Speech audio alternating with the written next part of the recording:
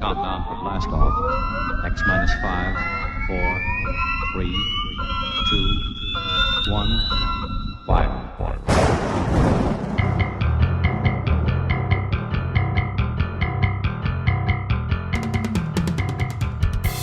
Welcome to Blood-Rah's Wrackin Theater.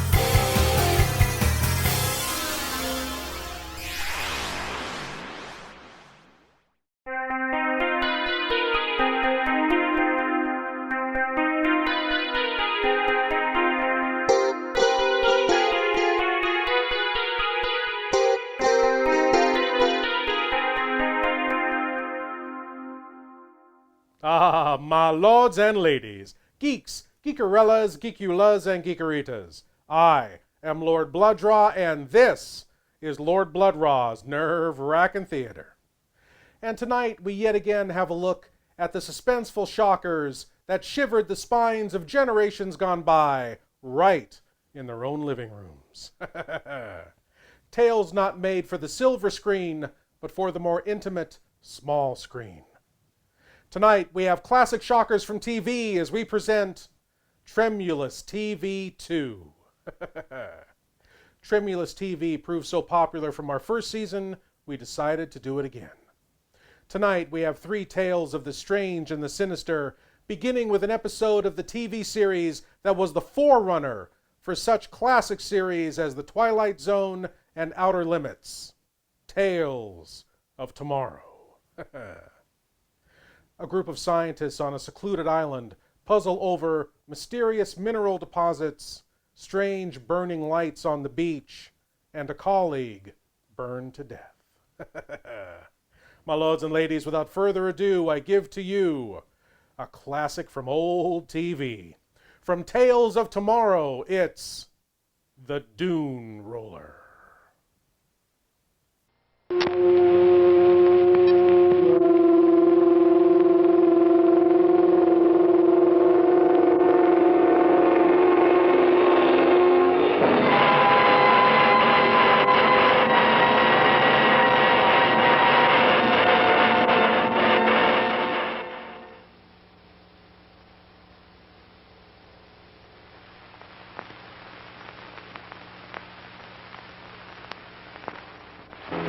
And there it was, a-coming at him and a-coming at him.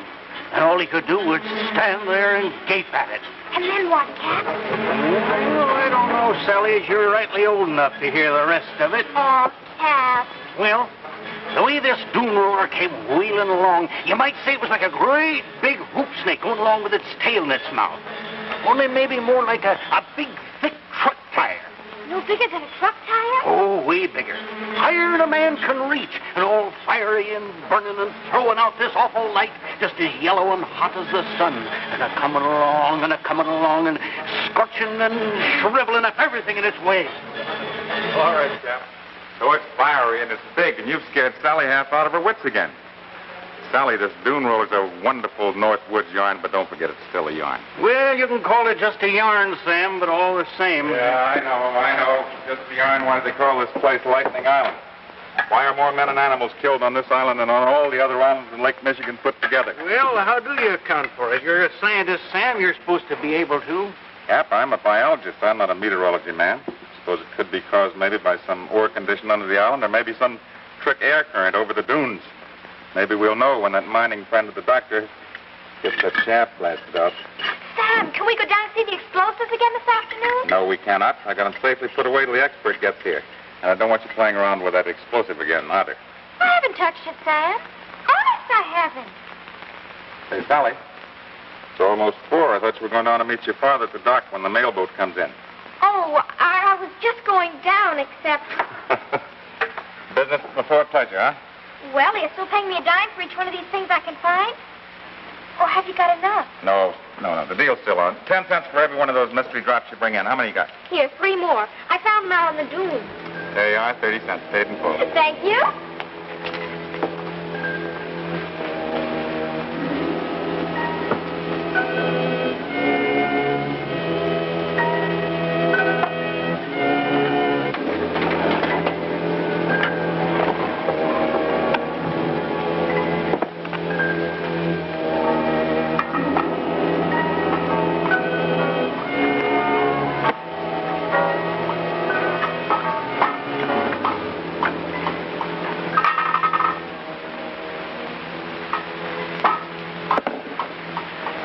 Real pretty, Sam. At least in an ugly kind of way. Got it figured out yet what they are? No, not within a mile, Cap. Not agate, not like any other kind of mineral that I ever saw. I found a couple more myself yesterday. Meant to bring them up from my shack this morning, and then I forgot to. Maybe you better send them in by way of Sally, don't you think? Yeah, that's right.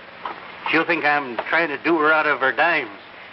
Maybe I'll just lose them right out in front someplace. Yeah, that's a good idea. It's light, but it's just as hard as quartz. The doctor said he was going to bring up some mineralogy books today. Maybe that'll help us figure it out a little. Now, you and Dr. Burgess set your minds to it. Why, you'll run it down all right. Oh, I hope so, Cap. Say, would you mind getting this cleaned up for me? Hey, sure thing. Thank you.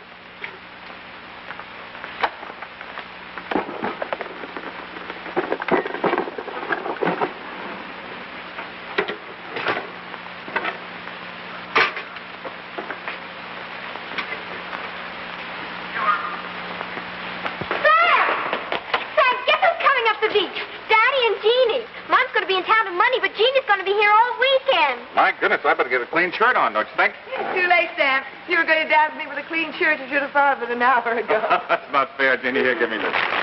Why, if I'd known you were coming, I'd have been down to the dock myself. If you'd known Carl was lugging 8 pounds of sirloin, huh? Oh, Sam, there goes our surprise. You get defending a woman every time. Oh, is that so? Go along, Sally. Let's put these things in the icebox. Here you book, Sam. They nearly pulled my arm off the last 50 yards. Good. Did you find that gold plate? The gold plate, the Kaplan, and some bound reports. Good, here it is. Got to be here. Well, I wouldn't be too sure, Sam. I've got some news for you. Doctor, do they say you're the man that carried that sirloin up here? Well, Molly picked it out, Cap. I just wanted to shake the hand that brought it.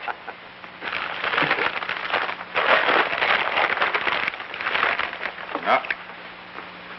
The one quick check I was betting on doesn't seem to have it. No, I could have told you that, Sam. Come on over here a minute. I want to show you something. I took this sample by to Keppel in the physics lab yesterday. Uh-huh. You still keep the others in the drawer up here? Yeah. Sally got 5 more this week. Mm-hmm. Both of you in favor of French fried onions? It's a wonderful idea. That Cap will let you do the frying. Oh, look. New ones. Can I have these for earrings, Sam? Sure, Jeannie, but... Now, Jeannie, I don't think Carl, you better... you don't get these away from me again. Not unless you prove there's some kind of hush-hush mineral. And I'll put you both down as voting for French fried onions. Fine. Hush, minerals. What's Jeannie Well, I don't want to get too serious about it, Sam, before we know more. What are you staring at? This. Well, it's bigger than the others, but... No, I put 2 of them in there about an hour ago, and look, they got together and made this. Sam, you probably just don't Oh, no, remember. wait a minute. This thing is doubled in size and weight. Well, maybe they could have fused together. The 2 separately weighed 42 grams and 46 grams. You add that, you got 88 grams. This thing weighs 176. It's redoubled. I can't figure it. Well, not much less how the 2 got together. Say, Carl, I left that sterilizer open. Maybe that steam under the drawer had something to do with it. Well, let's find out. You know, Keppel said the heat in these drops had some connection with the humidity conditions. The heat? Yes, these mystery drops of ours turn out to have some very curious thermal properties. Keppel hasn't been able to identify them yet, but... Well, look, watch this.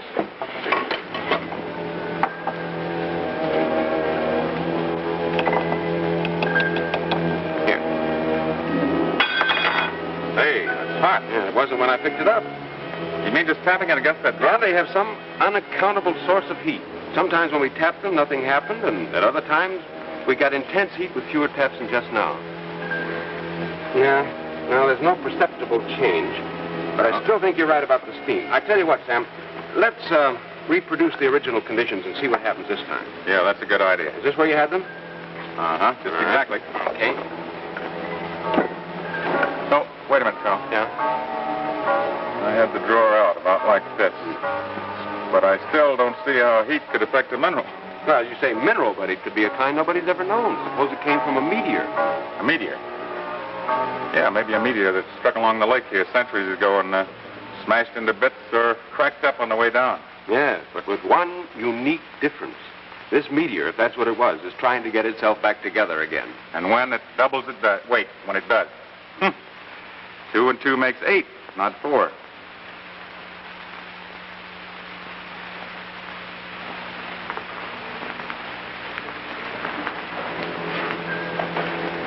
Sam, I'd say we've got a lot of studying to do. Although I suspect it'll take more than a physician and a biologist to deal with this before we're through. Come on, you two. Steak's on. You get anywhere, Sam? Exactly nowhere. This is the last warning. Cap and Sally are starving in there. Hey, Jeannie, give me a chance to change my shirt. It'll only be 2 minutes. I'll be with you in a second, Gene.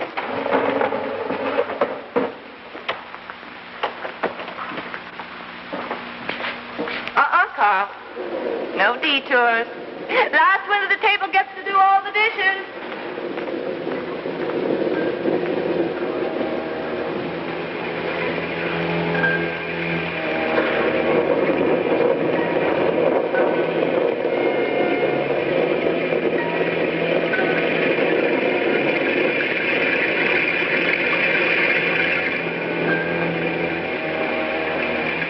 Well, Jeannie, I won't just say that that's the best dinner I ever had. I want to tell you that's the best dinner that any... Hey, Carl! Carl! What is it? Look here. Those last 2 got together all right, and then the 2 doubles took off. Yeah, look. The 2 bigger ones must have joined up about here. Look, Sam, close the door. We're going right through the door. It must be outside.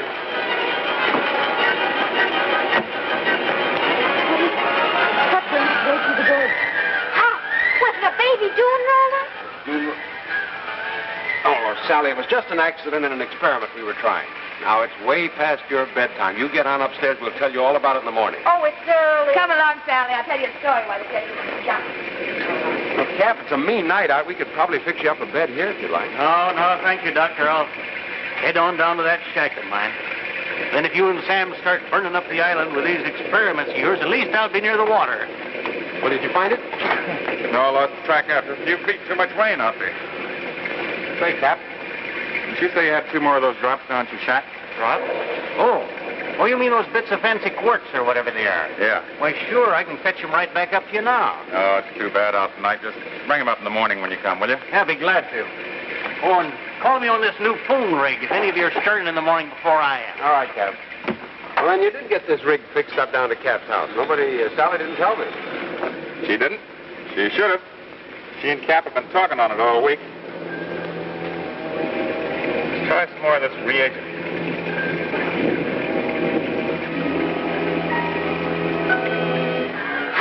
Was it a baby Dune Roller? Oh, Sally, it was just an accident and an experiment we were trying. Now, it's way past your bedtime. You get on upstairs. We'll tell you all about it in the morning. No, of course it wasn't a baby Dune Roller, Sally. Don't be silly. Mineral deposits join together and redouble their size in a matter of moments all the time. It's very common for inanimate rocks to burn their way through sample boxes, fall on a table, roll across a table, fall onto the floor, and roll straight to the front door under their own power to blaze a hole through the front door and make their escape into the black, stormy night. It happens all the time. It's a scientific fact. But you wouldn't know anything about science, would you, Sally? Because it's 1952 and you're a girl. Now go to bed, Sally, or we'll make you watch these commercials.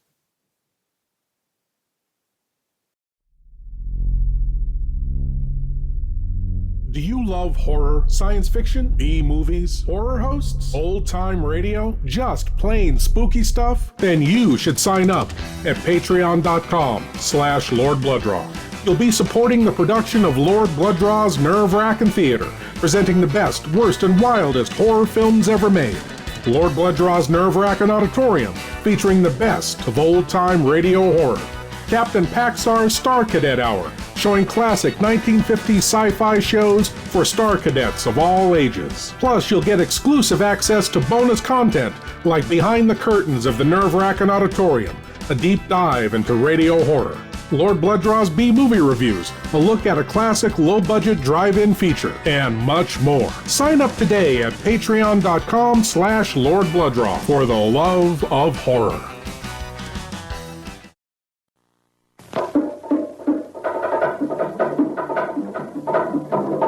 Coming to this theater soon, The Beast of Yucca Flats. Filmed on the burning hot sands by Yucca Flats. See terror, panic, murder. See the Cardoza and Francis production of The Beast of Yucca Flats. See a man turn killer. See a woman ravaged. See one of the most exciting movies ever made. See The Beast of Yucca Flats.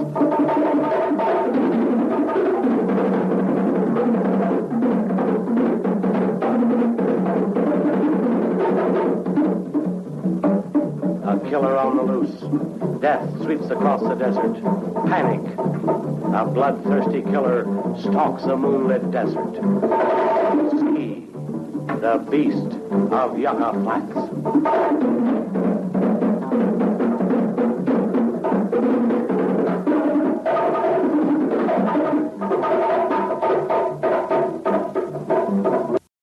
As we return to our Tales of Tomorrow tale, the Dune Roller.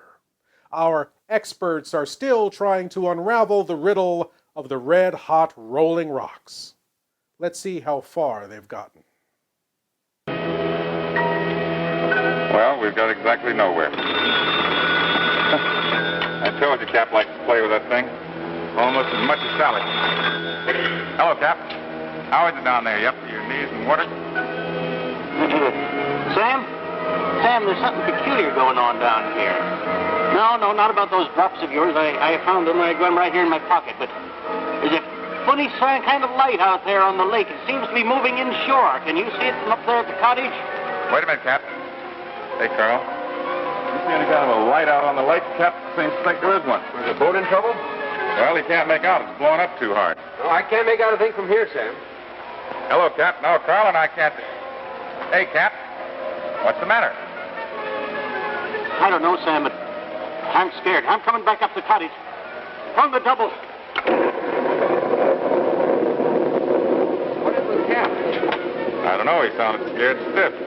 Said he was coming right up. What about a light or something? Couldn't make out. I guess we'll just have to wait till Cap gets here.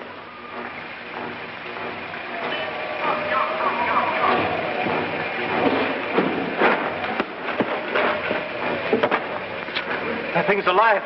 It's chasing me.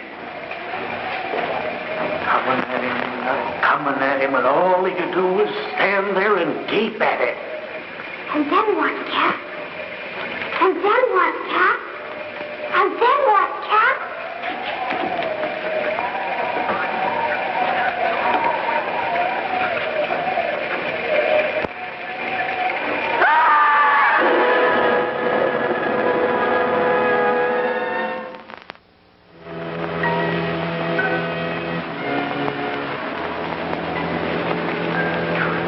Gene, I think you better go back to the cottage and look in on Sally.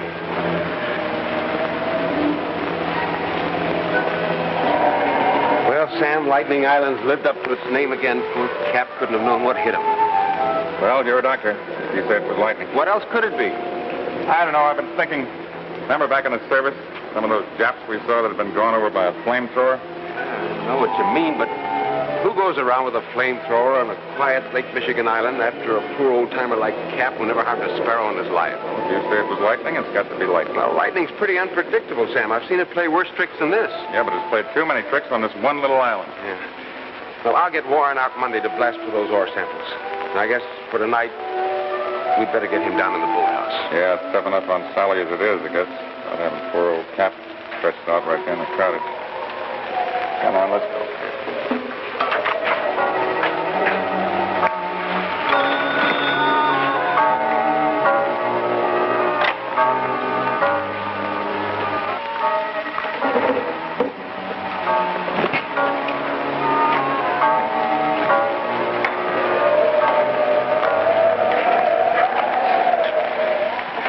I just tried to ring you down at Cap Shack. Yeah, we took him down to the boathouse, Gene. Seems to be dry and better protected there. Poor Cap. He was so proud about our success with the dinner tonight, and then afterwards, when... Yeah, Jeannie, I guess we'll all miss him. Probably Sally more than the rest of us. What about Sally, Jeannie? Were you able to get her off to sleep again? She wanted to wait up, but she fell asleep right in the middle of the story she was telling me. She was telling you. Seems to work better if she tells them. This was one of those horrible ones that Cap tells about the Dune Roller. The Dune Roller? You know, that's what she called this thing that burned its way out tonight, a baby Dune Roller. Hey, Carl, we forgot something. Didn't Cap say you had a pair of these drops in his pocket last night he was bringing up to us? Well, you talked to him, Sam. Sure he did. He said he had two. Well, we couldn't find them, not in his pocket. This is all he had or all I could find anywhere around him. I don't see they matter now, Sam, but I've been wanting some fresh air, and I'd be glad to go down to Cap Shack and have a look. You want me to? No, Jeannie, you stick here with us. I don't want you wandering down to that shack in the dark. We can check it in the morning.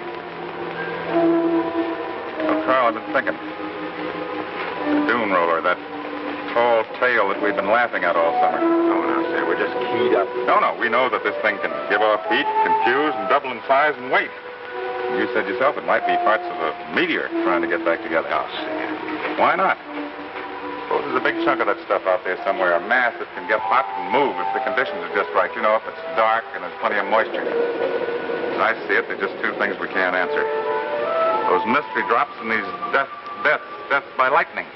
Must be some connection between the two. Wait a minute. Suppose that these deaths were caused by something like a giant rolling flamethrower. What kind of pour are you making with your 2 and 2 now, Sam? 8, I guess maybe 8,000 the way these drops are behaving.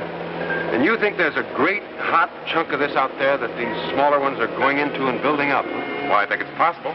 Maybe when they're small enough, it might take them years or even centuries to get back together. But after a certain critical size, this thing might gain in momentum. And then what would happen if it got near somebody who's carrying drops like that? Say, we better get those 2 back from Jean. Wait a minute, where is she? She's outside. I'll get her. Hey, Jeannie! Jeannie!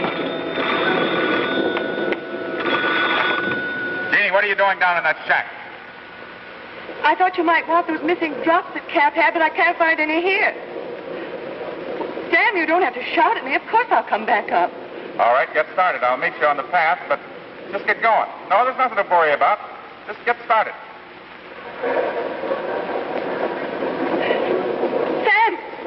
Sam, there's an awful light out in the water. It's coming in toward the shack.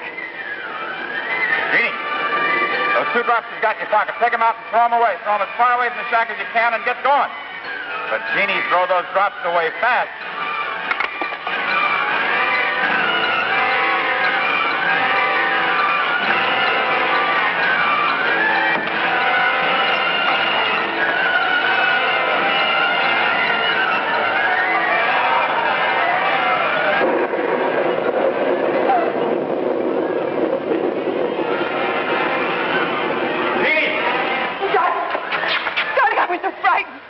How horrible that thing is, all ugly and steaming. I'm so glad to be here safe with you. Everything's all right now. You need to just get on to the cottage. But, Sam, I can't. No, we haven't got time. Carl will tell you all about it. Just hurry.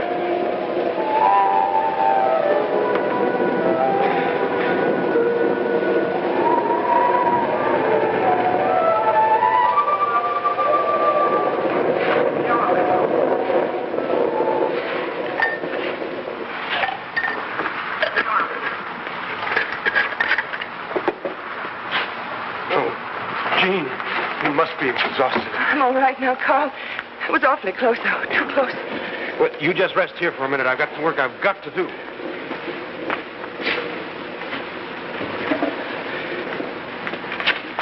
We haven't got much time. So that's what it's all about.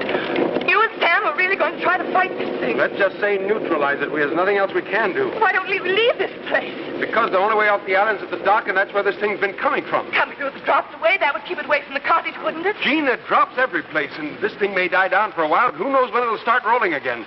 No, we've got to take a desperate gamble. We have no other choice. Sam, you're not going through with it. We'll get it or it'll get us. Have you got that bait ready? Yeah, all set, Sam. Let's go. You're not going, Carl. What? You can't fight this Don't alone. argue with me. We haven't got time. You've got to stay here with Gene and Sally. If this thing doesn't work, somebody's got to get them off the island. Yeah, I suppose you're right. Give me that. Sam. Luck. I'll need it, honey.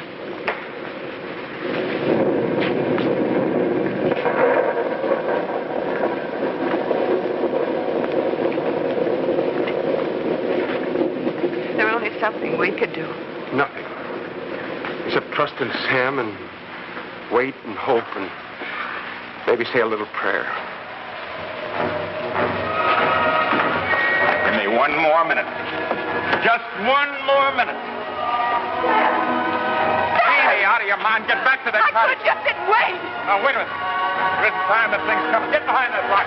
Cover up your head. Wait a minute. The bait.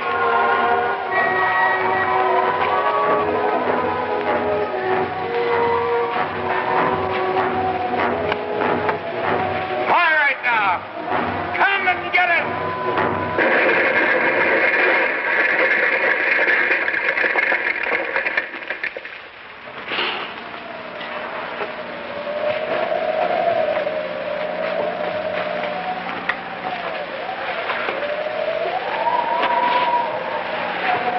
Are you hurt, Jenny?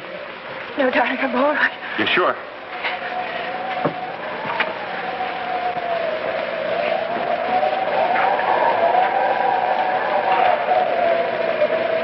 Oh, Sam. Sam, you must have blasted this into 1,000 pieces. Yeah, I think we got it under control, at least. So we can get it where it can be studied. I hope that theory works out. Oh. In reverse. I don't think this thing can rebuild if it ever can. No. It hasn't got a chance, Sam. Not after this. We'll never know, Carl. We'll never know.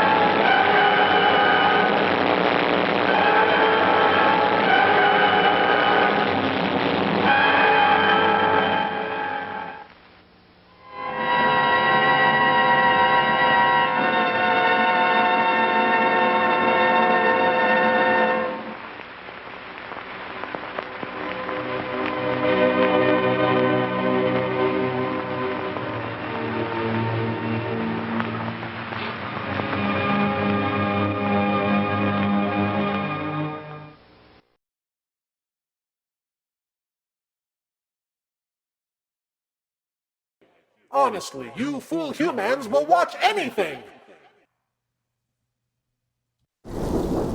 Old Time Radio Horror.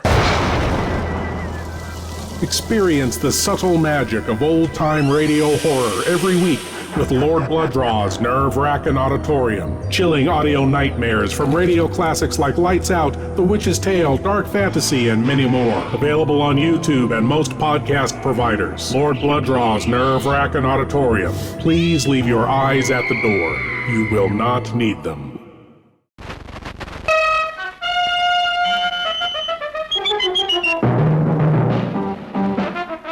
How much Jack you think's in that strong rock? There's plenty of Cuban sugar, though. Here's what happened. The general beat his friend Castro to the Cuban treasury. The strongbox is now on this boat. So are a deported American gangster and his moll. And lurking in the depths is the creature from the haunted sea. You're a crazy mixed-up kid. I am perfectly adjusted to my life of crime. Don't worry, Mary Bell. I'll save you.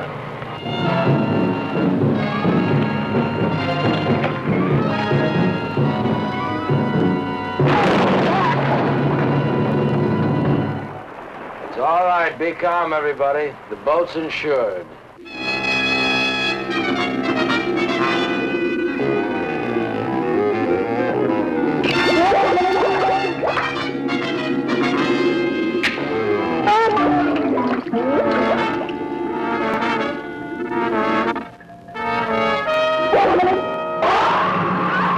Beware.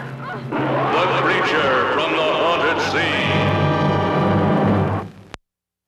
Well, I'm certainly glad they took care of that problem. Extraterrestrial mineral monsters that chase you down and incinerate you can be such a bother. But they've handled it, so there's nothing to worry about. And now, on to our next story. People are disappearing all over New York, and the only thing they have in common is a dream. A dream of a fat man wearing a strange wristwatch. My lords and ladies, from the TV series based on the classic radio series Lights Out, comes the tale, The Man with the Watch. But first, we'll have a look at some truly groundbreaking high-tech home electronics that will be available in the near future.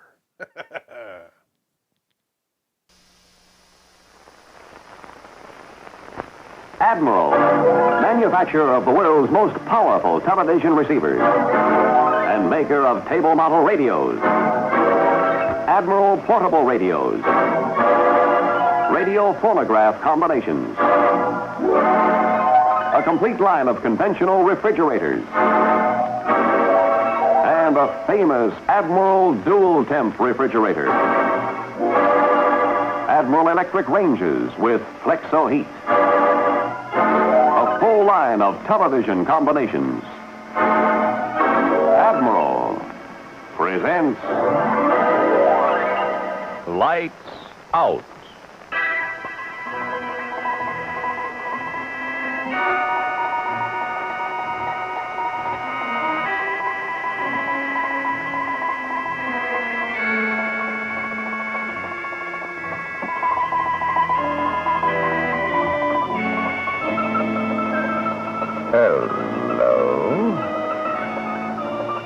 If you're one of those individuals who doesn't carry a watch, makes a habit of asking someone else for the time, pay particular attention if the timepiece happens to be on his wrist.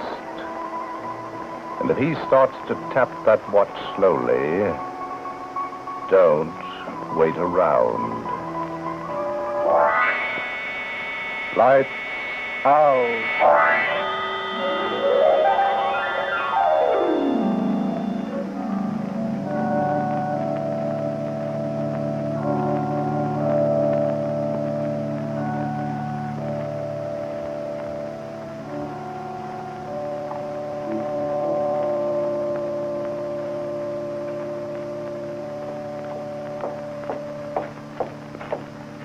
All right, come on, Socrates. Breakfast is ready. Okay. You know, Mike, ever since you've been on this case, all you do is talk. I can't get a word in edgewise. Sorry. I've been thinking. Yeah, but you have to think so much. I'd like to have a conversation with you. You know, maybe every month or so. I'll try to do better. Good. And why can't you stop this pacing back and forth? Here's why. 5 more missing. Researcher, trained nurse, professor, secretary, college athlete, our latest to disappear. 5 more. Well, guess we'll be hearing from the chief again. I'm surprised he hasn't called up already. Oh, look, Mike. You're a good detective. You know your business and you're doing your best. Now stop worrying or you'll wind up with a peptic ulcer. I'm not worrying. I'd just like to take a little direct action. Well, you've only been on the case 4 months. Sounds different when the chief says it. Well, he ought to know you're just waiting for some kind of a break. A break? If I don't get a break soon, there'll be nobody left in this city. Well, that's one way of closing the case. Now, come on and eat. I'm not hungry, Joyce. You know what's wrong with the city? Mm-hmm. Several things I can think of. A detective doesn't get a fair shake. 3 million people in the metropolitan area. Well, it isn't exactly cozy, is it? Here, the odds are 3 million to 1. 3 million to 1. But I'll find a certain fat guy with a certain wristwatch. Who? A fat man who wears... There's the chief, no. Well, you tell the old buzzard that your wife at least has implicit faith in your ability to solve the case. Hello, Wilson speaking. Wilson, this is Dugan. Yeah, I know. Hello, Chief. Do you see what's happened? Yeah, 5 more. Well, have you got any leads? Not a thing. Listen, Wilson, you've been on this case 4 months now. I know, Chief, I know. That Citizens Committee's going to be back in today for sure. I got 4 filing cases full of complaints, and the progress file is empty. My job's at stake, Wilson, and so is yours. So are the lives of some of the best citizens in this city. All right, but you better turn up something pretty quick. Why tell him you haven't got anything? Because, baby, what I've got is so weird. No one would believe it. Well, I love you even if no one else does. I'll believe you. That's sweet of you, Joyce. Oh, come on now, Mike. Spill it. For 4 months, I've been interviewing the families of all the people who've disappeared. 246 in all. And nearly everyone mentioned that the people who disappeared hadn't dreamed the night before. They all dreamed that a certain fat man with a crazy kind of wristwatch appeared and told about a country called Illyria. A man always wanted them to go there. The next day, they'd be wiped off the face of the earth. Well, what's the watch got to do with it? What's anything got to do with it? The main thing is that everyone who's had that dream has disappeared. And you can't tell the chief that? You'd think I was nuts. Yeah. I see your point. A little early for visitors. I'll get it. All right.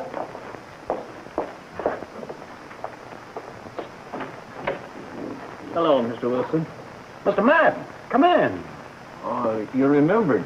Sure, Western Avenue. 4 weeks ago, 3 o'clock in the morning, we talked in the street. Your son Donald had just disappeared. Yes, I know. Oh. Joyce, may I present Mr. Madden, my wife. How do you do? Mr. Wilson, you remember the dream that my son Donald had? Well, just now, at breakfast, my daughter Joan told the same story. She had the dream, Mr. Wilson. She had the dream. Ah. Yes. Will she go too? Will she? I'll take it easy, Mr. Madden. I don't want to scare her, but I could tell her to stay home today. No, don't do that. Let her go ahead right as if nothing had happened. Well, she's going skating. Where? At a rink at 23rd and Clifton. We'll take care of it, Mr. Madden. Don't worry. We'll see that she's protected. All right, I'll try not to. Goodbye. Oh, Mr. Madden, you happen to have a picture of Joan in your wallet? Oh, yes. Let me have it, please. There she is. Thanks. She's such a nice girl. We can't lose her, too, Mr. Wilson. Don't worry, Mr. Madden. Everything will be all right.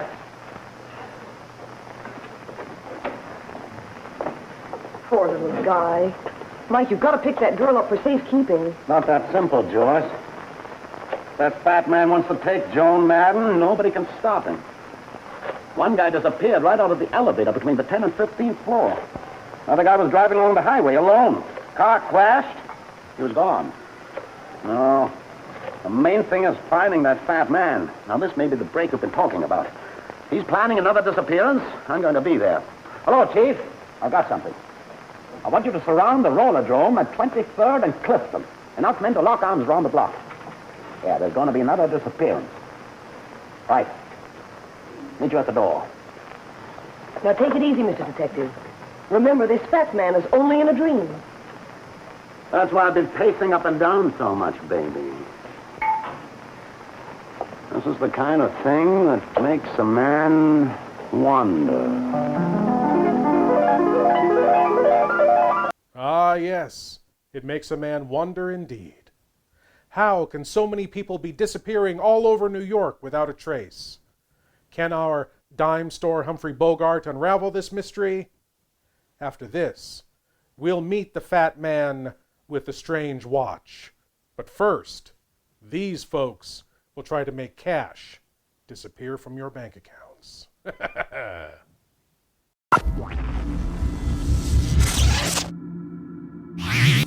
Attention, Star Cadets! This is Captain Paxar of the Interdimensional Peace Force speaking. All Star Cadets are ordered to report every Saturday morning at 9 a.m. Earth Pacific Standard Time to these internet coordinates, where you will be sent on a daring mission through time, space, and alternate dimensions, alongside such classic retro sci-fi heroes as Flash Gordon, Captain Zero, Tom Corbett's Space Cadet, Space Angel, and many others. Again, report to these internet coordinates every Saturday morning at 9 a.m. Earth Pacific Standard Time for Captain Paxar's Star Cadet Hour. And always remember, Star Cadets, keep the peace.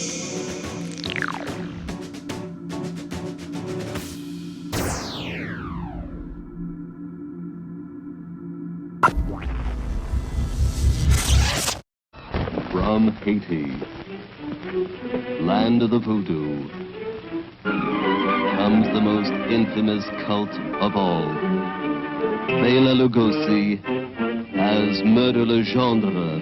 I see death. Master of the undead damned. The sinister power behind the white zombie.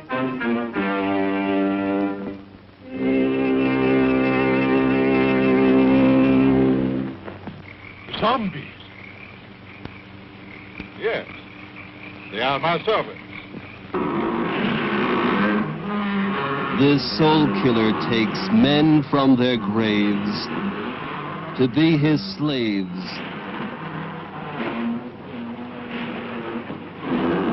His instruments of terror, and now this fiend plots to possess a woman. Only a pinpoint, Monsieur Lamont, in a glass of wine, or perhaps a flower. Keep it, monsieur. Keep it. You may change your mind. Not dead? Are you mad? I saw her die. The doctor signed a certificate. I saw them bury her. Captive in the borderland between life and death. Her brain drained of the life spark. The white zombie obeys the unholy commands of her demon master.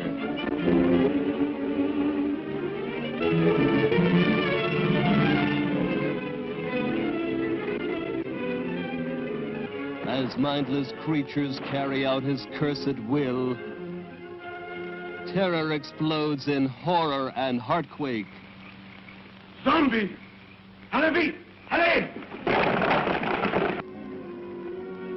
Never eyes so evil, never powers so potent, never magic so black. Bela Dracula Lugosi as the master of the white zombie.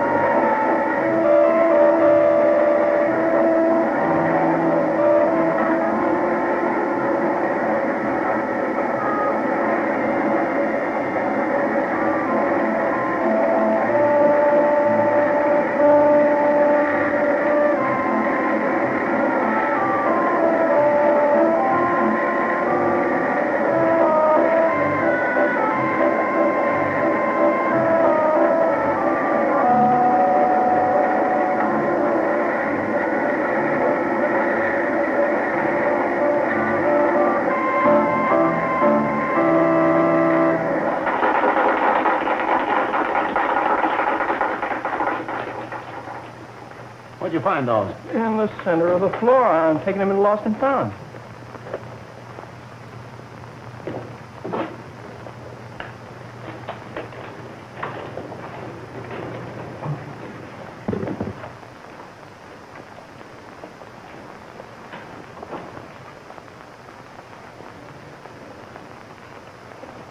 Mind if I join you, mister? Not at all, Mr. Wilson. I take it you'd like to have a little direct action. I got a couple of direct questions, and I got a feeling you got the answers. You're probably embarrassed that you don't know my name. Let me introduce myself. Ludovic Altimus, at your service. Pleasure to meet you. You mean it's a pleasure to catch up with me, don't you? That's more accurate. You made a mistake, Mr. Altimus, taking two people from the same family. Oh, that's for me to judge. Matter of fact, I never made a mistake in my life. There's always a first time. Oh, not at all. A man can go right through a busy life. Okay, never mind the philosophy. Now, what's the dope with this dream business? Everyone claims that they saw you in their dreams. That's right. I go and talk to them in their dreams. That way, no one can follow me. May I ask how you get into their dreams? Well, it's quite simple. This little instrument here on my wrist can transmit matter. Can transmit it into any frame of mind or any part of the universe. I call it a transmatter. As a matter of fact, I use it to transfer the people too. You see, by tapping it in a certain way, I can put their personal magnetic vibrations into synchronization with certain light rays, and presto, they're on their way. On their way to where? To Illyria, of course. Where's Illyria? I think we've had enough questions for the moment, my boy. Let me tell you something for your own good. I'm in complete control of this situation, and you've got to give up this case. You've been snooping around too long, and I can hurt you. You're not that impressive, Altimus. I'm sticking around. In that case, I shall leave. You won't move until I'm through questioning you. Oh, Wilson, are you planning to have me execute one of those ridiculous dashes for it? Okay, it's your choice. Doors are covered.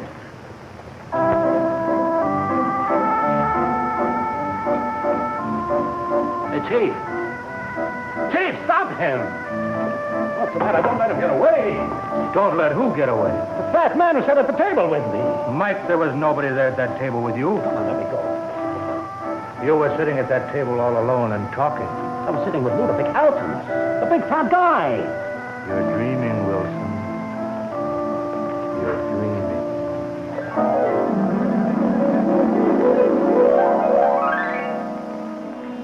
I've seen this happen before, Wilson.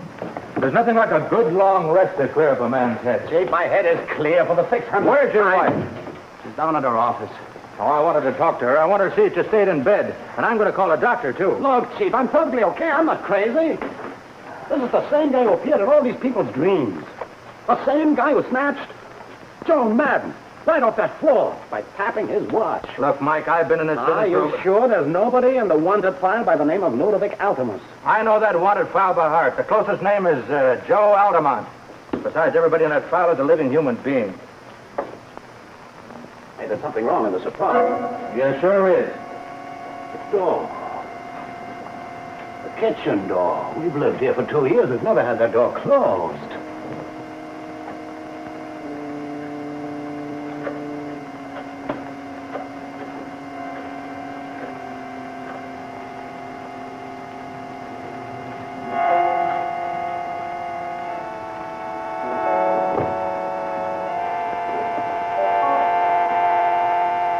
Hey, stand back, Chief.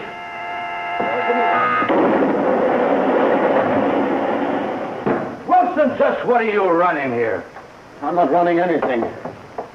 Ludovic Altimus is. All right, I'll go along with you now. I'll even agree he exists. But just how do we find him? I believe in a little direct action in times like these. Start with a phone book. Well, let's see. A-L-A-L-T. Here he is. Ludovic Altimus, 798 East 96th. He lists himself as an exporter. Well, is that all right? I'm going up there. Now, we'll surround the place. No, what good would it do if the cops can't see the criminal?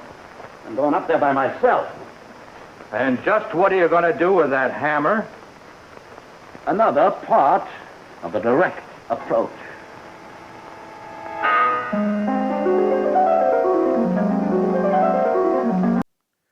That's an awfully tiny hammer for such a big man. Wouldn't a regular-sized hammer be more appropriate? Or maybe even a sledgehammer? What about a gun? You're a detective. Use your gun, Dick Tracy. Oh, well. We'll see what Bogus Bogey's direct approach entails after this. Hello, I'm Santa, and it's that time of year again. Time to shop at LordBlood-Rah.com for DVDs, T-shirts, coffee mugs, minifigures. You've heard of Elf on the Shelf. Now you can have Blood-Rah in the coleslaw, or Blood-Rah on your grandpa, or Blood-Rah in a bear's paw. Oh, I've been working too hard. Anywho, go to LordBlood-Rah.com and click Emporium and buy something, will ya? Have a geeky Christmas! From the depths of hell comes The Devil's Messenger, starring the master of mystery Lon Chaney and Karen Cannon. To leave my message, you'd have to go back. Up there. Oh, I can't. I won't go back. You deliver that to a Mr. Donald Powell. Don't be afraid of me. The Devil's Messenger delivers gifts from hell, turning man into a ravaging beast. I took a picture of that old farmhouse. There's nobody in the picture. You saw it. Was there anybody in it? No, there wasn't. Somebody has come out of that house, and they're coming toward me. Back from the dead, his lovely victim seeks revenge for her horrible death at the hands of a man driven mad by a gift from hell, trapped in her icy tomb until the Devil's Messenger exposed her nakedness in her crystal prison. Now let's get down to here. She becomes the object of a scientist's lust. His consuming desire for her drives him to commit murder to keep her for himself. Not since Eve received the apple have gifts inflicted such unnatural consequences.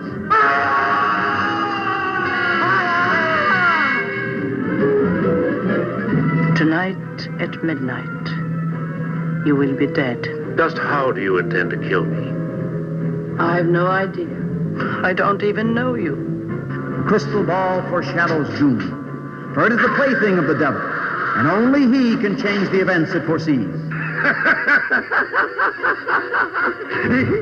You must see what the Devil's Messenger has in store for you.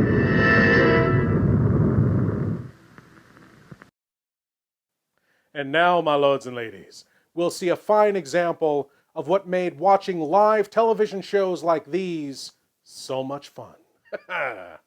These shows were broadcast live, so any mistakes, blown lines, broken props, sets falling down, it all went out over the airwaves with no chance of retakes. In this segment, we'll see a beautiful example of an actor getting completely lost in his dialogue. Enjoy.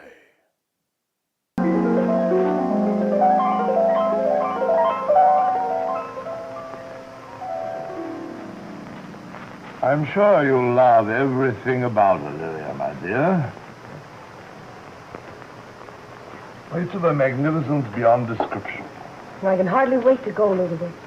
And don't worry about your husband.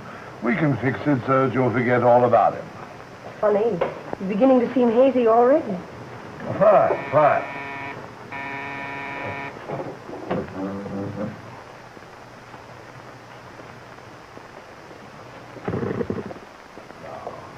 If you'll just rest up for the trip, I'll call you a little later. I'll wait for your call, Elizabeth.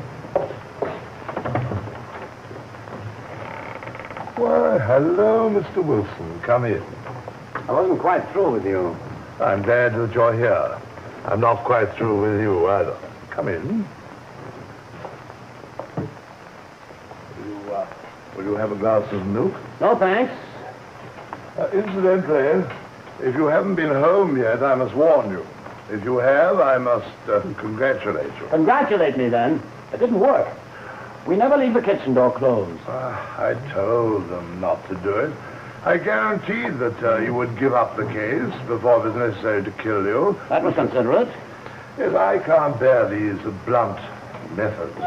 Do sit down. I'd much rather whirl gracefully around the edge of a problem than wade in like a rhinoceros.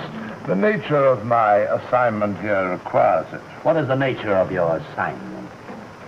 Oh, yes, I think I'd better give you a little background. You sure you won't have a glass of milk?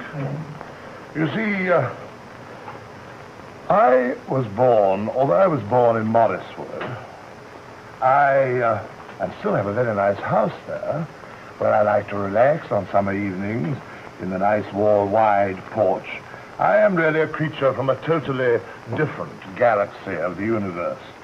And although I was born in Northwood, I appear to be, I'm a person who has had a great assignment, and my mother was born in Northwood, but my father was a member of the first spaceship expedition which landed in this planet from Illyria. I see. Have you ever been back in the old country? Oh, yes.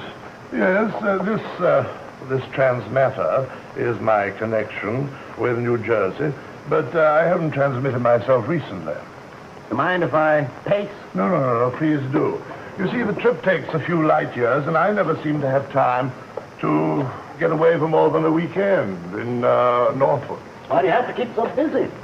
Well, you know why. My job here is to line up nice, healthy, young, and intelligent men and women to transmit from our planet to yours. Oh, what for? Well, for the purpose, you see, we have a very advanced civilization in Illyria, but we have recently found that the birth rate has fallen off very considerably. Well, you see, the problem that we were faced with, we have to carry on just as you do. And so it was necessary to start these expeditions. We have people to recruit from there. We have people from several planets now. It's rather like America in the 19th century. A sort of melting pot, as you might say. But one difference. People wanted to come here. Oh, no. People want to go to Illyria, too. And when they get there, they find the life so delightful and the land so incredibly beautiful that they never want to return. That's ridiculous. Oh, no. That's what I like so much about you Earth people. Especially you Americans. You're so blissfully provincial. You always think that everything that you have here, that nothing could be better. Well, I assure you that it can. Well, my point of view isn't that flexible. You really ought to broaden it, and I always said that police work did not broaden the imagination. Well, I've got enough imagination to put you out of business, Mr. Altimus. That's all I need. In any test of the survival of the fittest, Mr. Wilson, I can assure you that I'm pretty fit. It'll you who'll be out of business. Now, you didn't take my first warning. You didn't fall into the booby trap. Now, let's see what happens. Will you come in here, my dear? Here I am, Ludovic. Joyce. You know Mrs. Wilson, of course. Oh, hello there, Mike. How are you? Joyce! What's the matter? Why, nothing. Tell him what you want to do, Joyce. Well, I had this funny dream, and Ludovic came to me and asked me to go to Illyria. And now my dream is coming true. I'm going. You mean you want to go? Yes. Yes, I want to go. We don't usually take married people, but either... Hey, drugged. You've got a drug. No, I really want to go, that's all. What about me? I don't know. What about you? Now, shall we all sit down? I want you to listen to me, and then I want your answer. I want you to go to your chief and tell him that you failed and that you're going to give up this case immediately. If you don't agree, then I shall tap this transmitter 3 times, and your wife here will disappear forever.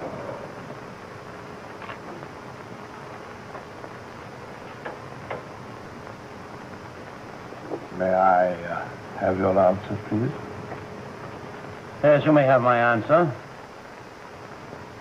This is my answer.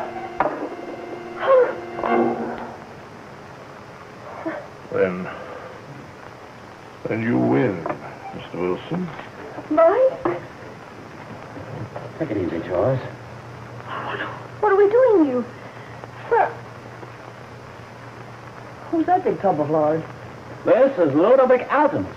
He was going to transmit you to a different planet. Yes, to Illyria. Well, that would have been just great. Great, I agree. You can imagine the size of the holes in your socks with me on another planet. You've broken my contact with Illyria. It was such a clever, delicate instrument. Well, let's call the squad car and run him in. Not that easy, baby. You mean just because you smashed the evidence? Not only that. See, baby, the chief can't see this man. It's most embarrassing for me. Now, you see, Mrs. Wilson, I have the power of selective invisibility. It will be very difficult to get me to appear in a court. But the most important thing, you won't be transmitting any more people. No. But in spite of our mutual dislike under the circumstances, I do want to congratulate you. Your direct action was very effective. Thanks a lot. Come on, Joyce. Anyhow, I shall have time now for a little gardening in Morriswood. If you're ever over that way, do look me up. No, we don't get to Morriswood very often. Oh, I'm sorry. It's very delightful over there. Sorry, too. And by the way, you better send somebody over to fix up our kitchen. I'll take care of that. Au revoir.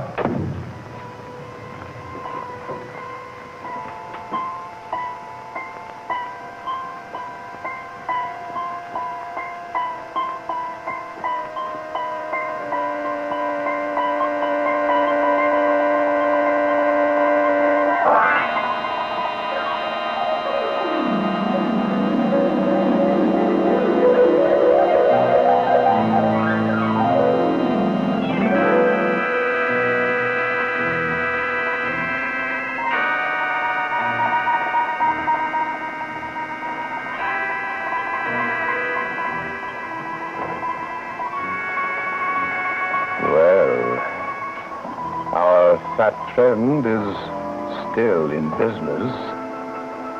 But in case you don't run into him, let me give you the time. But now, before we tell you of the Lights Out drama for next week, here is a very unusual cash register. That's right. No cash down. For no cash down and 18 months to pay, you can own this beautiful 16-inch Admiral television set. It costs only $199.95. And your old TV set or radio is all the down payment you need. That means no cash down. And only about $2 a week to enjoy the clearest pictures in television. Bestseller in sight. Admiral leads all others in sales. Visit your Admiral dealer tomorrow.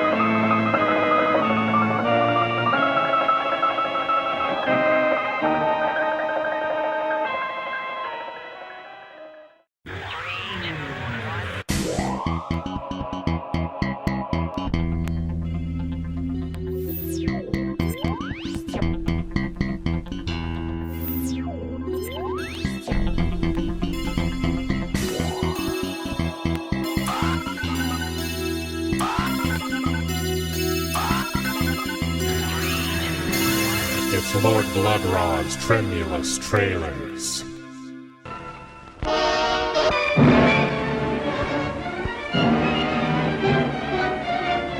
Come in.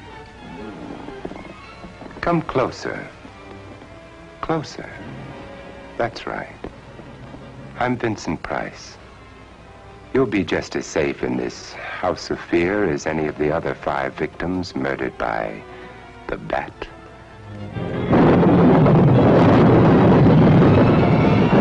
In all of the annals of mystery, there's never been a more elusive, fearsome, and cunning killer. He'll lure you through hidden passages to make you his next victim. But nobody lives forever, so why be afraid of the bat?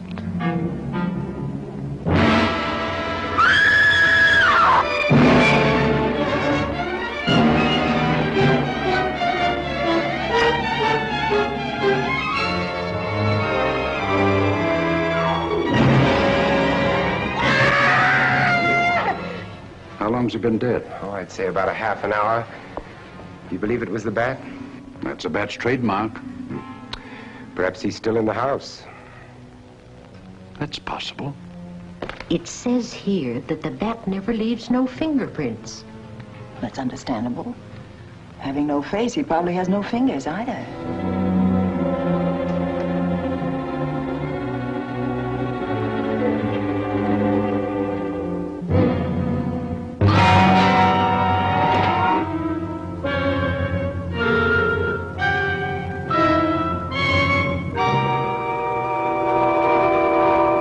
The bat is waiting for you.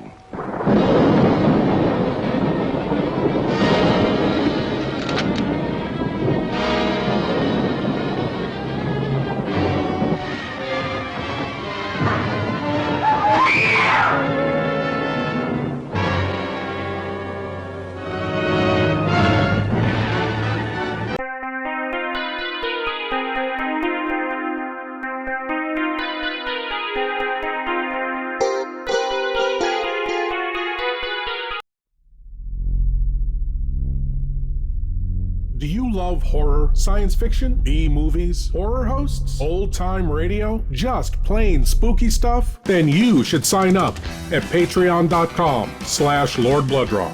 You'll be supporting the production of Lord Blood-Rah's Nerve-Wrackin Theater, presenting the best, worst, and wildest horror films ever made.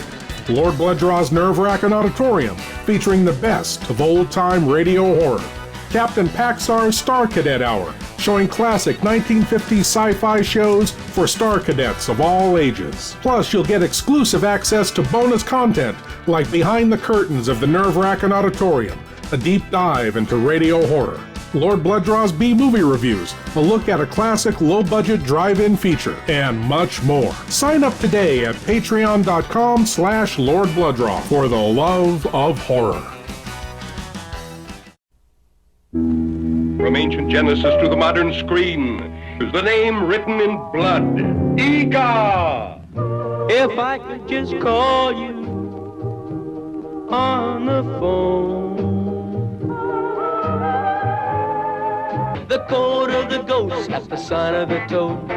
Nobody lives on the Brownsville Road. Thrill to the newest recording star, Archibald Jr. Oh, they're screaming this way. See ravishing Marilyn Manning in a thrilling, chilling story.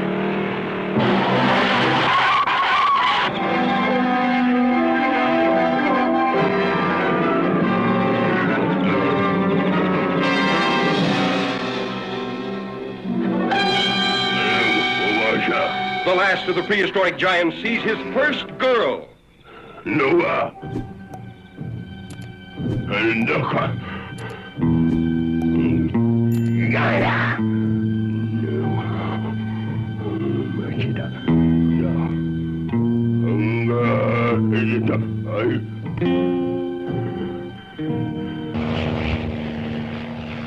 Curious newsmen search deep in giant country for the last of the ancient cavemen.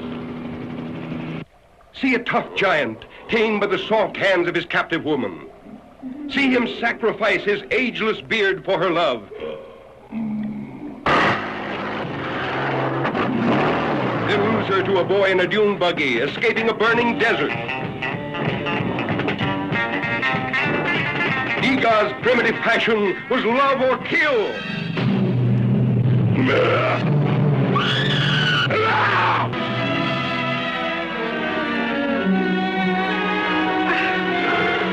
Hear Ega talk, the ancient language of love, used at the beginning of time.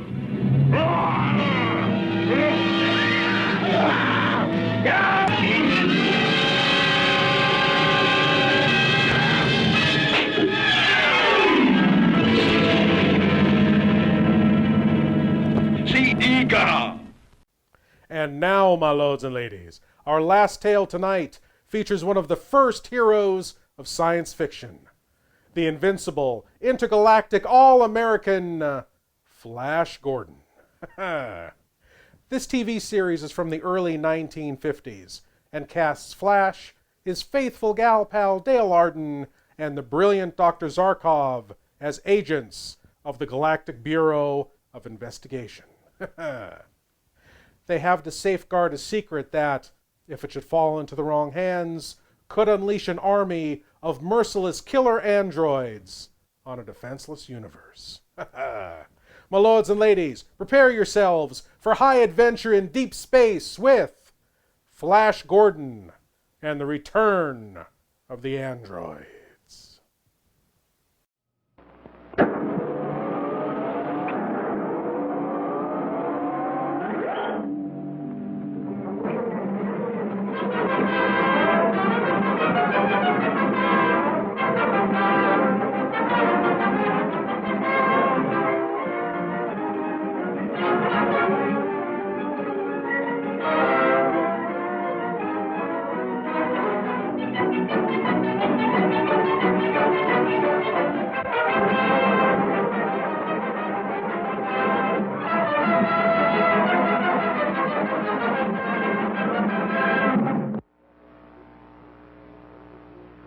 On the little planet Scythio, a mistake is being corrected.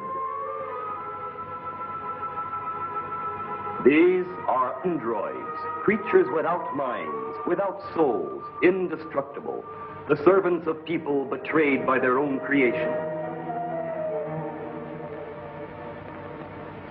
Gentlemen, what I'm about to do is for all mankind. As you know, this is the central power source for all the androids. The men and women of our worlds have grown useless, stagnant, without ambition. Possessed of servants that need no food or rest, human beings do not struggle. Progress ceases as the sense of accomplishment dies. Without this sense of fulfillment, human beings are no better than these things they have created. Therefore,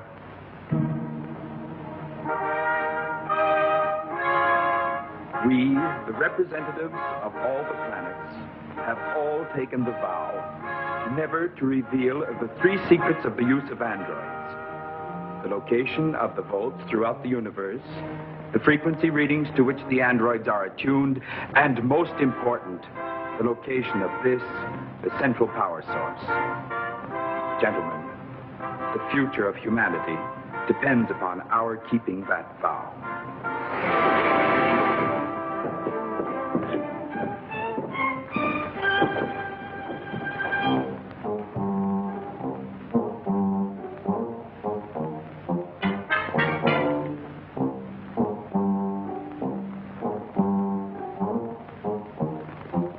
This is Cartho.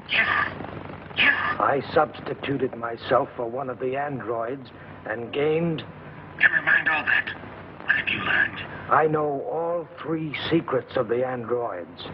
First, the location of the vaults.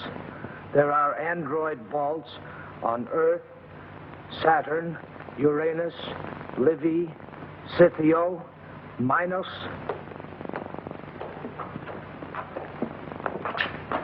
What is that android doing there? It should be back in the vault. I don't understand it. I'm sure I saw 5 androids in the vault. No one is to go back into that vault except in my presence. We will carry it in, King Lazarine. I shall accompany you.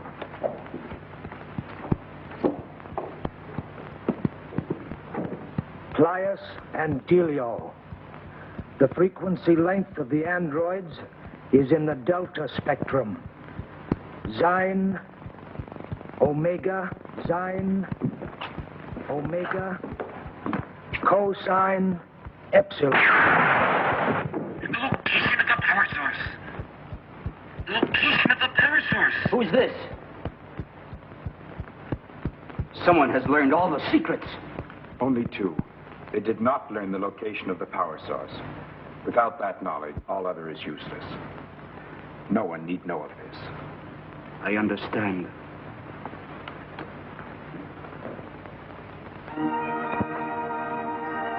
And so the secrets of the androids were kept.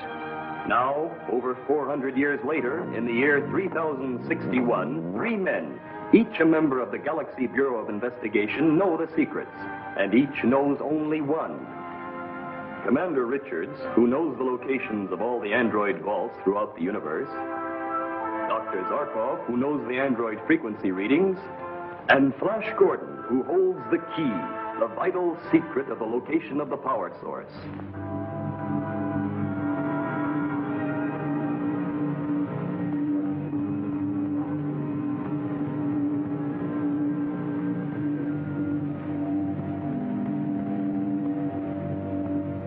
I defy the power of the Galactic Council and refuse to appear before them to answer any such ridiculous charges.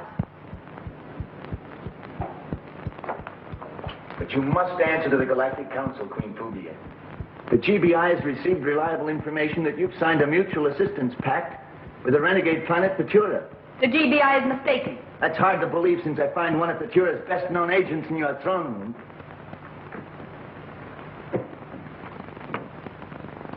Tridorn is nothing but a personal friend. There are some friends, but it is better not to have, Queen Phubia. I will select my own friends, Dr. Zarkov. Not this time. Tridorn is an outlaw. Only the fact that this is your throne room prevents me from arresting him. I'll give you 5 minutes to make up your mind, Queen Phubia.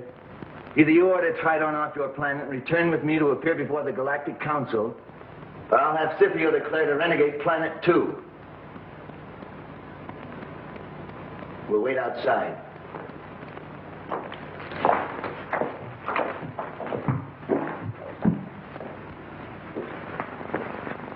I'll have them killed. No, my dear Queen. You will need that young fool and his friends. For what? For what they know. The secrets of the androids. Without the androids, our plan to take over the galaxy is doomed from the start. Don't let that hot head of yours ruin everything. You're right as usual, Tridorn. But how do we learn those secrets? That will be my part of the bargain, my queen.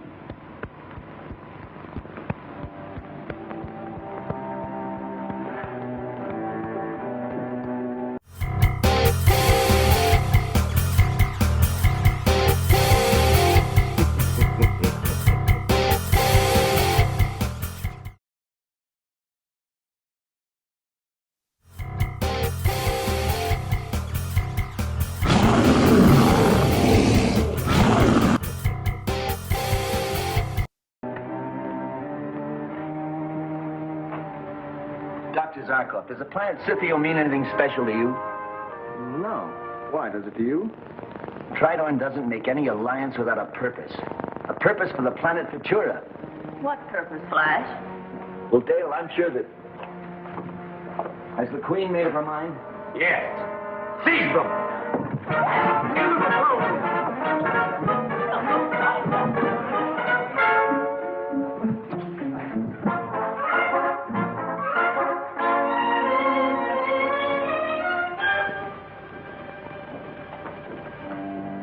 Your Majesty?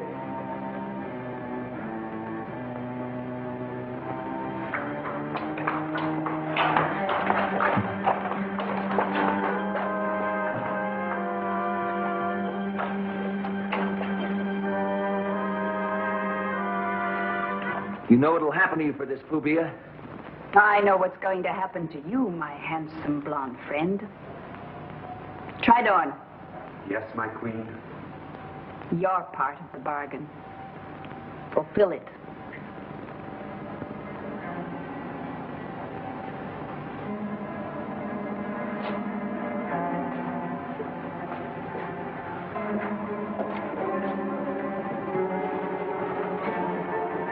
You know what this is, don't you, Doctor?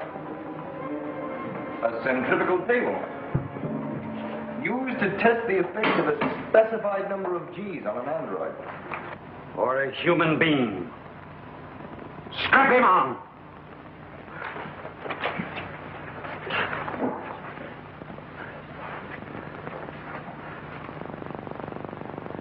You know what the force of gravity can mean. Every time you blast off in a rocket, You experience 9 Gs. How would you like to experience 15, 16, perhaps 20? Do you think you could survive? What do you want, Tridorn? Information. The location of the android power source. Well, my friend, will you tell me the location of the android power source, or must I give you a ride on the merry-go-round?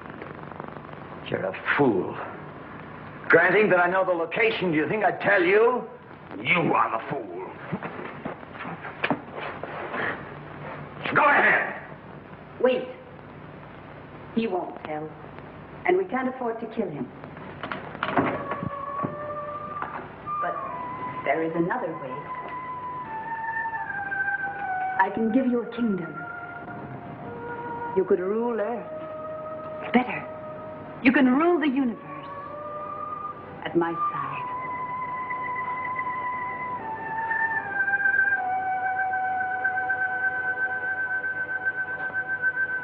Tie him on the table. No, my queen. As you said, if he dies, the secret dies with him. I suddenly have a better idea. I don't think he'll stand silent and watch Earl die. Yes. That will be better.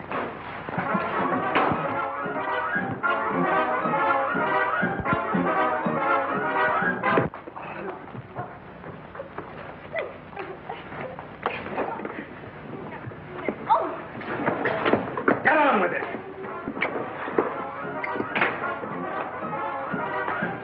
You'll pay for that, Gordon. The location of the android power source, or the girl dies. Don't tell him, Flash. Well?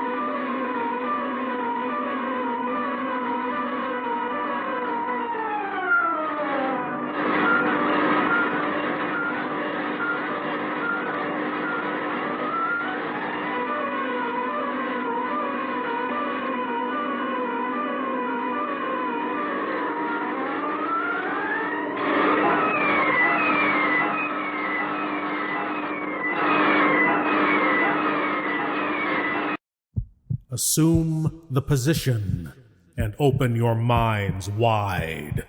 It's time for your cranial cavity search.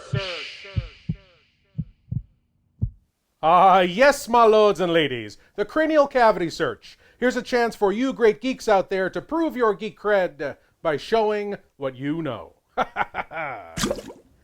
And tonight's cranial cavity search question is: the classic television series Star Trek featured many episodes written by many well-known authors, Harlan Ellison, Theodore Sturgeon, and Robert Bloch among them.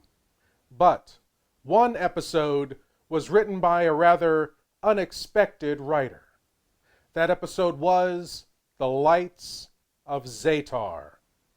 Who wrote the episode of the classic Star Trek TV series The Lights of Zetar? A. Ronald Reagan, yet to become president, of course. B. A very young Donald Trump. C.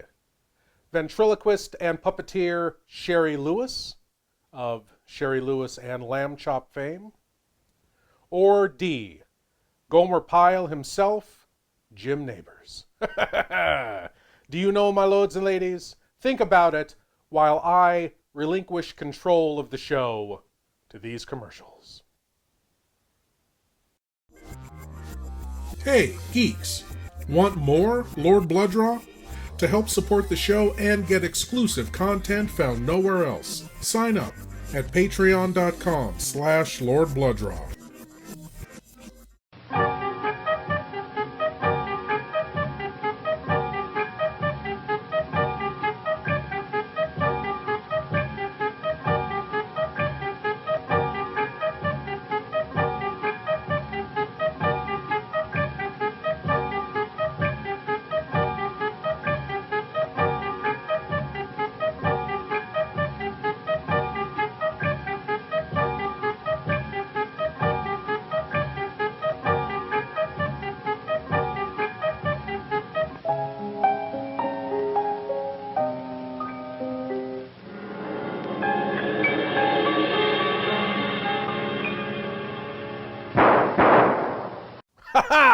And the answer to tonight's cranial cavity search question: who wrote the episode of the classic Star Trek TV series entitled The Lights of Zetar?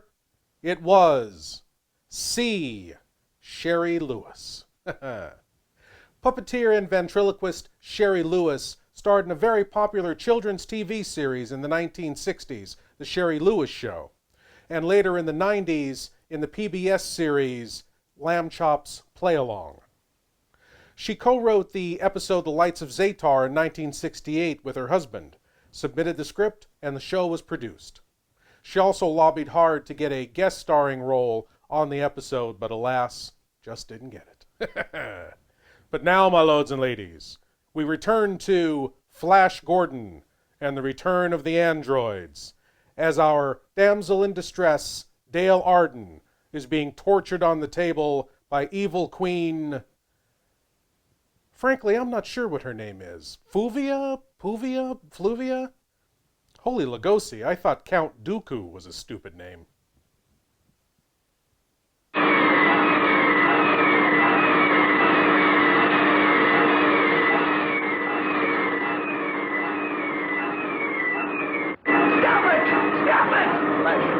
Don't forget, control of the androids means domination of the universe.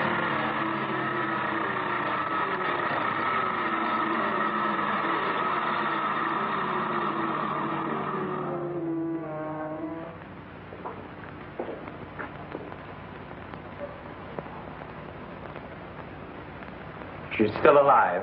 Let me look at her.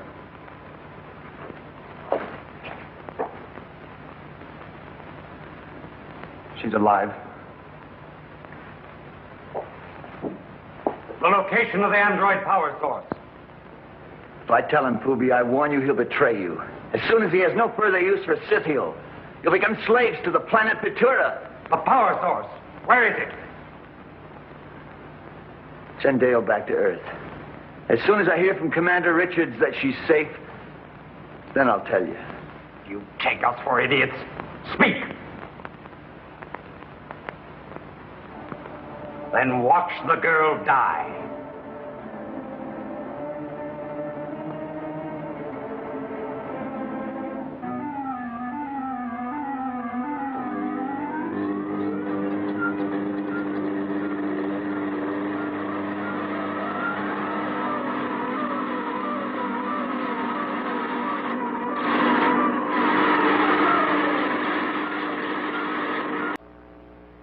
In an attempt to conquer the civilized galaxies, Phubia, queen of the planet Scythio, and Tridorn, agent of the renegade planet Petura, are trying to learn the secret location of the android power source somewhere on Scythio.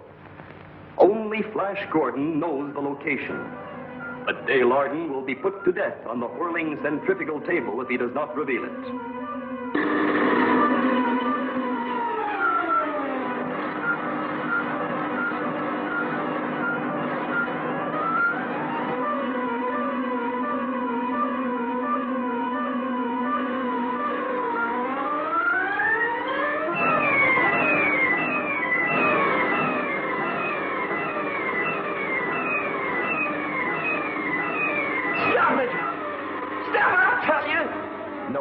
It's no use. They'll kill us all later, Tridorn.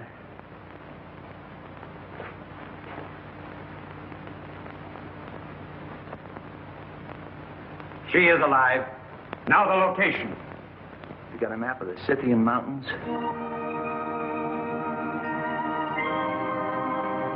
Find a door overgrown with brush. It leads into the heart of the mountain and the solid cobalt core. Thank you, my friend. You are most cooperative. I hope your information is accurate.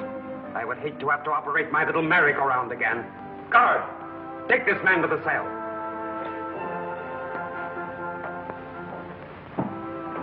Tridorn, the universe is ours.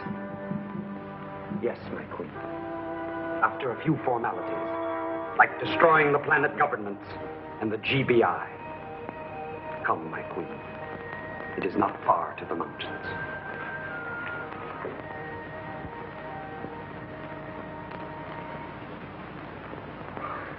Dr. Zarkov. Come on. Oh, Flash. Androids. Oh, why did he tell them? They'll just destroy everything in their path. I know.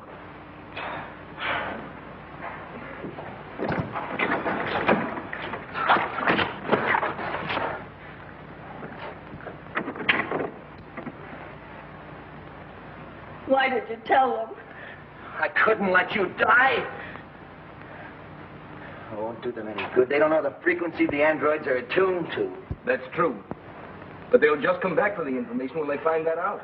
Well, maybe by then we'll be ready for them. Try and get some rest.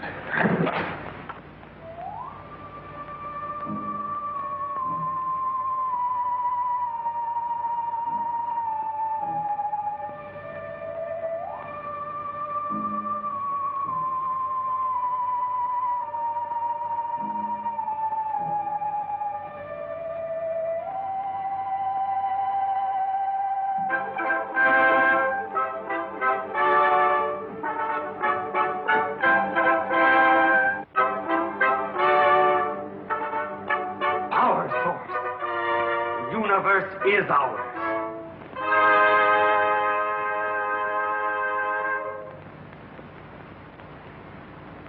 Hey, Doc, I've got an idea.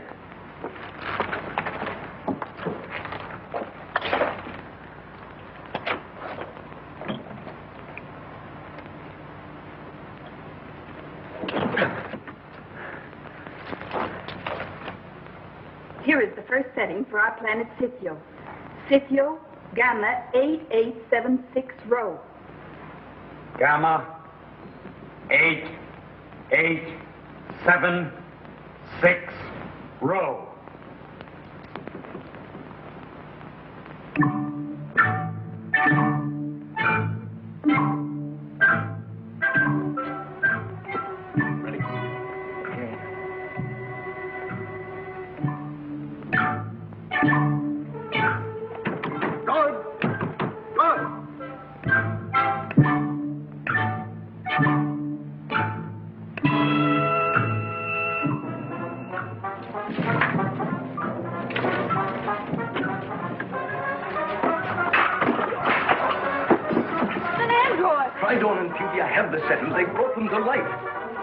Commander Richards has to know. Androids under Futurist control could mean the end of civilization. The androids are on the loose. Commander Richards will know about it soon enough.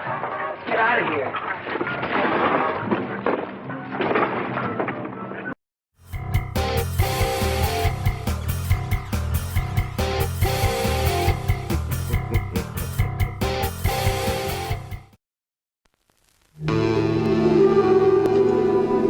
For 2 million years in these subterranean caves, a creature of superhuman evil was entombed in a wall of ice,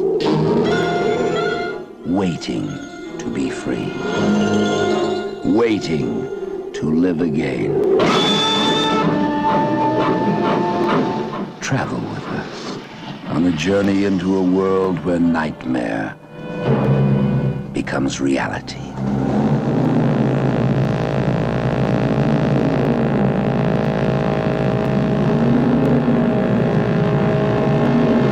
Are you telling me that an ape that lived 2 million years ago got onto that crate, killed the baggage man and put him in there?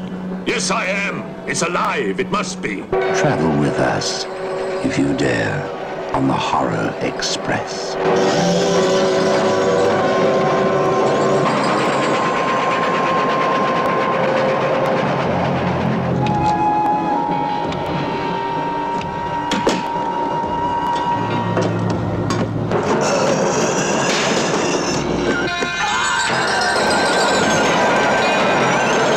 We'll search the train and find it, whatever it is, and destroy it. But if it's alive... I want this kept quiet. I don't want to panic the passengers.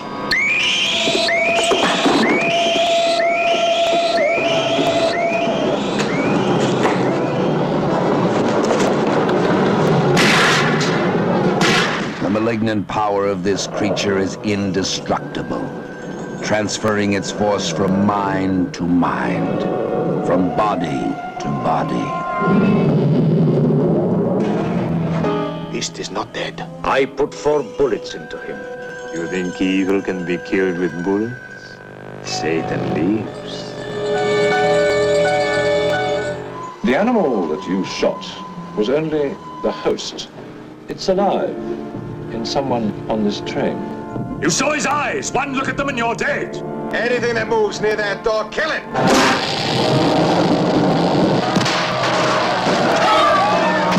Run. Run for your life. Hide, but you can't escape. No one can stop the fury and the terror of the Horror Express.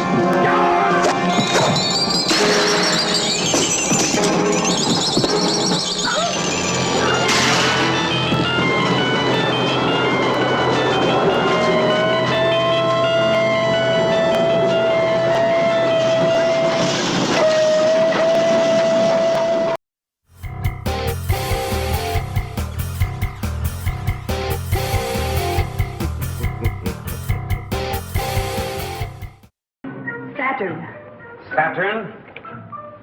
Gamma 8, 8, 6, 5, Chi.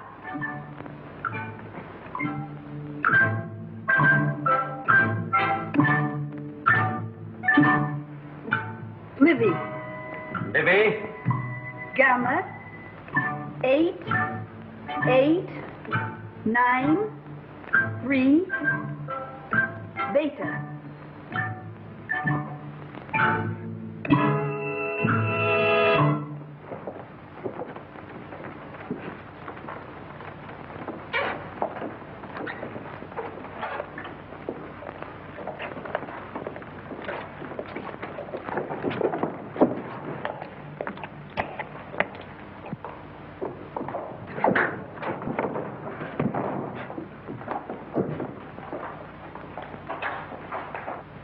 Delio.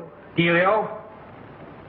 Gamma 8, 8, 9, 7, Beta.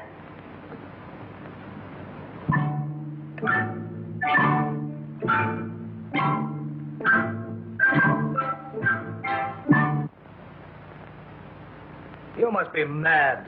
There are no more androids. Commander, I can see them. You never told me how you learned these frequency readings and the location of the android vaults. Years ago, a Peturian spy learned 2 of the android secrets. Before he was killed, he managed to relay them. But not the 3rd secret, the location of the power source. Only Flash Gordon knew the location of the power source. Well, where is he? We haven't been able to make contact with the Sky Flash for several hours. He was on a mission to Scythio, and Scythio doesn't answer.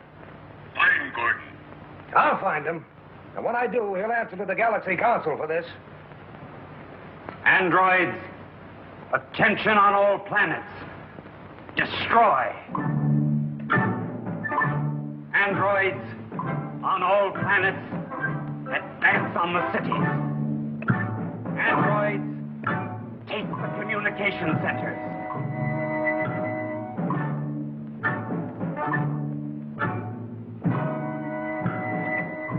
Get me Uranus.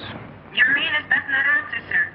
Earth androids, attack the GBI. Earth androids, attack GBI headquarters. Androids, attack GBI. Get me Saturn. Saturn does not answer, sir. What about the 3 prisoners? I'm sure the android we sent has disposed of them.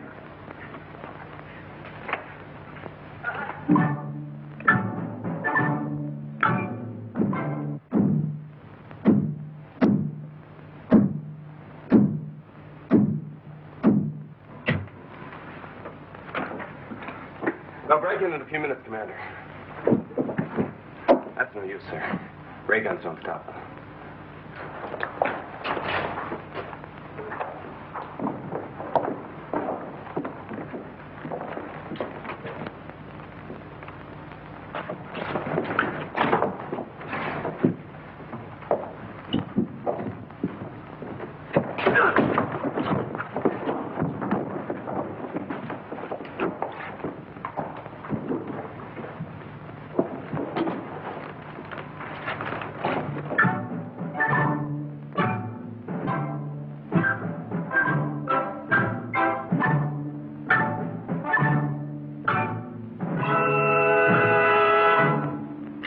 My dear, I need your help. My help? Something only you can give me. Your abdication. My You filthy traitor! Androids, take her! No! No, traitor! Stop it! Traitor! Stop it!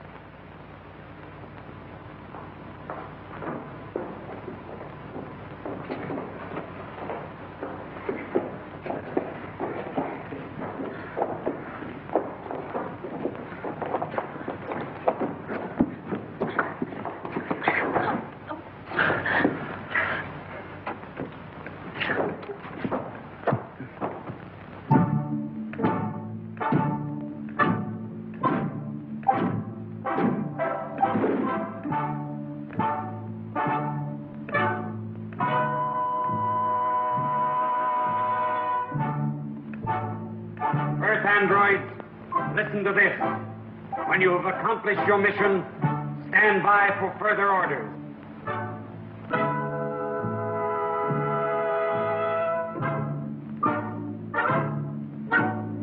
Stand by and wait for further orders.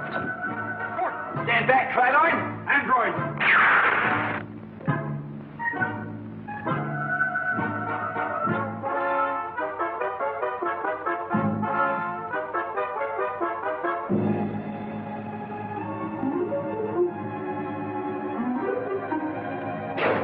It's all over, Tridorn. It's a good thing you blasted the machine before the android got your gun away from you. Yeah, once and for all, the androids are destroyed. As they should have been 300 years ago when the androids were outlawed and this their power source was turned off. Well, we better get back to the Sky Flash and notify Commander Richards that the androids will never return.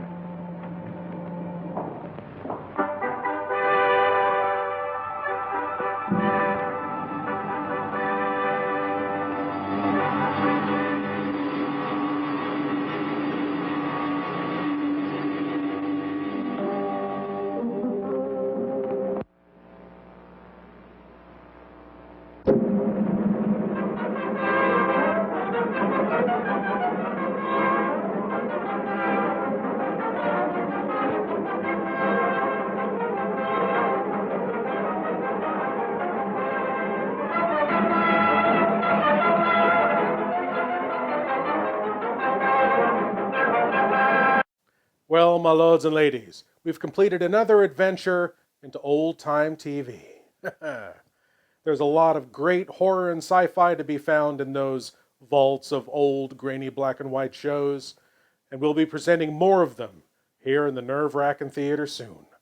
But now, my lords and ladies, I want to thank you all for watching, and I want to invite you all back again next week when we'll do whatever this is all over again. As always, I am Lord Blood-Rah saying, geek out.